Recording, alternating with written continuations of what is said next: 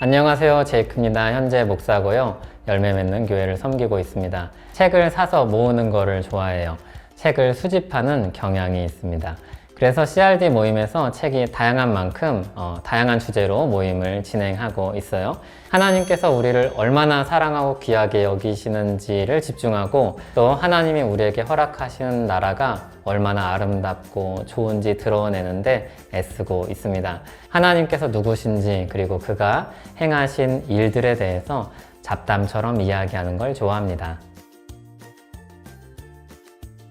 오늘 제가 추천하고 싶은 책은 마이클 호튼이 쓴 오디너리라는 책입니다. 평범함으로의 부르심이라는 부제가 달려 있고요. 마이클 호튼이 한 교회 목사하면서 미국 캘리포니아에 있는 웨스트민스터 신학교의 교수이기도 해요. 그러니까 현장성과 학문성을 갖춘 목회자이자 신학자라고 할 수 있죠. 그래도 이제 책을 읽어보면 교수는 교수다 그런 느낌이 있어요. 책은 굉장히 많이 썼는데 지금은 절판된 책인데 미국제 영성에 속지 말라, 그리스도 없는 기독교, 좀 도발적인 책들이 있었고요. 세상에 포로된 교회, 은혜의 복음이란 무엇인가 이런 책들을 썼습니다. 그 중에서도 이 오디너리라는 책은 평범한 신자들의 그 가치를 아주 재조명해주는 좋은 책이라고 할 수 있습니다. 먼저 책 한 부분을 인용해 드릴게요.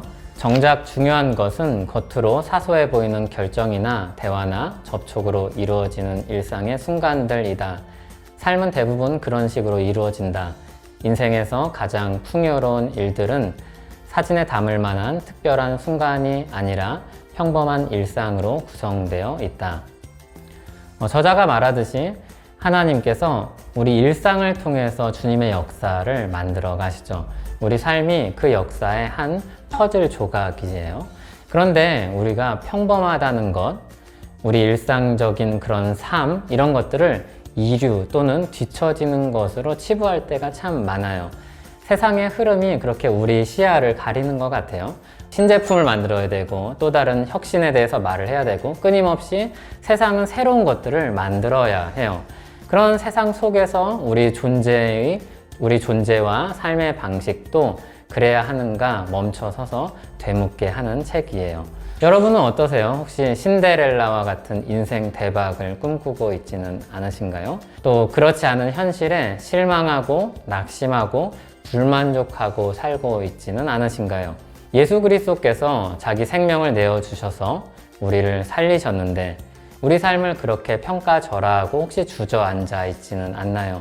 사실 많은 크리스천 청년들이 예수 그리스도 안에 있는 신자의 삶이 얼마나 가치 있는지 잘 모르고 주저앉아 있고 또 불만족할 때가 많은 것 같습니다. 그런 분이 계시다면 이 오디너리 책을 추천드립니다. 이 책을 읽어가면서 여러분이 세상을 보는 시각으로부터 벗어나서 하나님이 보는 시각을 갖게 되고 참된 만족과 가치를 되찾을 수 있을 것이라고 기대합니다. 이 책이 그런 은혜를 발견하게 해줄 것입니다. 이 책의 일부에서는 현대인들이 빠진 혁신이라는 허상에 대해서 그리고 그에 따른 불만족에 대해서 이야기하고요. 2부에서는 하나님께서 주신 일상과 그 안에 담긴 만족을 말하는데요. 그러니까 혁신에서 일상으로, 불만족에서 만족으로 우리 손을 잡아 이끌고 있다. 그렇게 말할 수 있겠네요.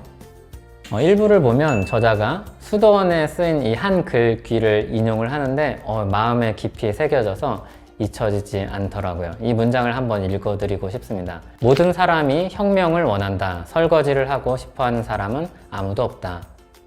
또 책 문장을 좀 더 인용해 드릴게요. 지속적으로 성장하고 믿음의 뿌리를 더욱 깊이 내릴 수 있도록 도와주는 것은 바로 일상적인 사역이다. 만일 신앙생활의 위대한 순간들이 몇 가지 큰 영적 운동에 의해 이루어진다면 평범한 지역교회는 존재할 가치가 없는 것처럼 보일 것이다. 그러나 하나님께서 자신이 시작하신 일을 끝까지 이루시는 분이라면 오직 자신이 세우고 돌보시는 교회 안에서 그 일을 이루시는 것이 타당한 결론일 것이다. 비록 우리는 충성되지 못할지라도 하나님은 자신이 하신 약속을 반드시 지키는 분이시다. 이어서 저자는 그분이 우리 평범한 삶을 통해서 이루시는 일을 강조하면서 그 반대편에 있는 것이 조급함, 야심, 탐심이라고 설명을 해요. 그렇다고 해서 평범한 것에 충실한 삶이 그냥 정적이거나 무의, 아무것도 하지 않는 삶이 아니라는 것도 잘 주의를 하죠. 오히려 지금 주어진 삶에서 충성을 다하는 가치 있는 삶인 것인지 그렇지 않은지를 묻고 있죠. 그래서 저자가 혁신적인 것을 꿈꾸기만 하는 것을 멈추고 지금 당장 이웃을 충실히 사랑하라고 권하고 있습니다. 주님의 교회를 세우는 것은 우리의 힘으로 되는 게 아니에요. 책의 표현을 빌리자면 특별한 사람, 슈퍼 사도의 힘도 아니라는 거죠. 하나님께서 그러니까 어벤져스를 찾고 모으시는 게 아니라는 거예요. 오히려 평범한 그리스도인들을 통해서, 주님을 의지하는 그리스도인들을 통해서 주님이 주님의 교회를 세워갈 것입니다. 성경에 보면 예수님께서 내가 내 교회를 세우리니 라고 말씀하셨죠. 그리고 적은 무리여 무서워하지 말라, 너희 아버지께서 그 나라를 너희에게 주시기를 기뻐하시느니라고 말씀하셨어요. 주님도 보배가 질그릇에 담겼다는 것을 잘 아셨어요. 우리 연약함을 아셨죠. 그러므로 우리에게 더 중요한 건 혁신을 꿈꾸는 것보다 일상에서 오늘의 일에 수고하는 것이라고 할 수 있을 것 같아요. 각자의 삶을 통해서 이를 이루실 주님을 믿는다면 우리는 혁신이라는 이상에 사로잡히지 않을 거고 일상이라는 가치를 재조명하고 거기에 몰입할 수 있을 거예요. 주님의 일하심을 바라고 기대하고 붙잡을 거고요. 오히려 그때 우리는 주님의 일하심을 보게 될 거라고 확신합니다. 저자는 정말로 혁신적인 것이 복음이다 라고 말을 해요. 복음이 구원을 주시는 하나님의 능력이죠. 복음에 사로잡히면 우리는 비로소 거기서 만족을 얻게 될 것입니다. 복음이야말로 우리에게 새 삶을 주고 또 새 삶을 시작하게 합니다. 책의 한 부분을 인용해 보면 좋겠네요. 복음은 우리의 눈을 그리스도께 고정시키고 율법은 믿음으로 경주하는 법을 가르친다.